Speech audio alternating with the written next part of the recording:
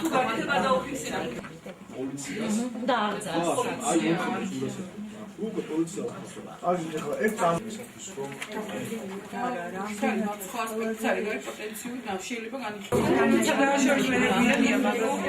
იწყება ამის შემდეგ გამოთახში და მანდელ შეხვედრაზე მოგვიწვია სახალხო დამცველის კახეთის რეგიონალური წარმომადგენლობის ხელმძღვანელმა ამ შეხვედრის მიზანი, როგორც შევიტყვეთ, იყო გაცნობითი ხასიათის იყო თვითონ შეხვედრა, მაგრამ ამავე დროს მოიცავდა პრობლემების ანალიზს, კახეთში არსებული პრობლემების ანალიზს, ძირითადი მიმართულება, როგორც ხედავთ არის ადამიანის უფლებათა დაცვის თვალსაზრისით, მან მოისმინა ჩვენი არასამთავრობო ორგანიზაციის წარმომადგენლების, ასევე საზოგადოების წარმომადგენლების, ასე ვთქვათ, მათი იდენტიფიცირებული პრობლემების შესახებ, გარკვეული რეკომენდაციებიც მოგვცა და ამავე დროს გარკვეული დაპირებებიც გაიცა, რომ მათ ანგარიშში აუცილებლად აისახება იმ პრობლემის შესახებ, რომელიც უკვე არის გამორკვეული კახეთის რეგიონში.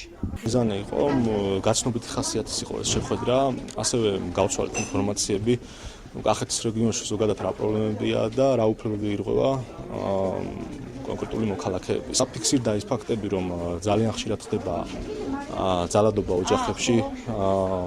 მომავალი თვიდან იგეგმება გენდერული თანასწორობის დეპარტამენტიდან ახალი თანამშრომლის აყვანა, შესაბამისად მომავალი თვიდან გავაქტიურდებით, დავიწყებთ გასვლებს სოფლებში, შეხვედრებს ხალხთან.